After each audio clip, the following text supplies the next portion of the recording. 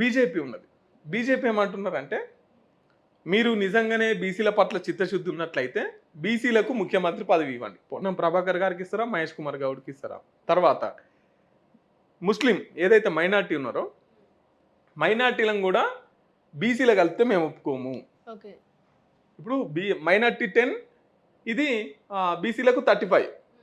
42 నుంచి 10 తీసేస్తే అంతే వస్తుంది కదా, 32 వస్తుంది కదా.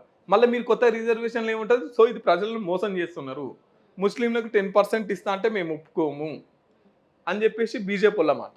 కాంగ్రెస్ వాళ్ళు ఏమంటారంటే మేము రాష్ట్రంలో చేస్తున్నాం, దేశం అంతా చేద్దాం, దీని మీద ఒక చట్టం తీసుకొద్దాం, పార్లమెంట్లో ఒక చట్టం పెట్టాలి.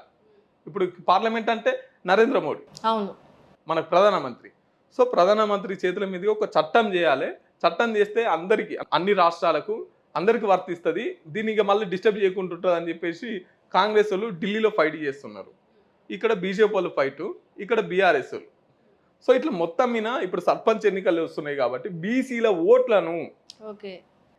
ఓట్లను మలుపుకోవడానికి ఒక్కొక్క పార్టీ ఒక్కొక్క రాగం ఎత్తుకొని ఇప్పుడు లోకల్ బాడీ ఎలక్షన్స్ కోసం ఎదురు చూస్తున్నారు. వాళ్ళ ఓట్లు కాజేయడం కోసం ఇదంతా వేస్తున్న డ్రామా.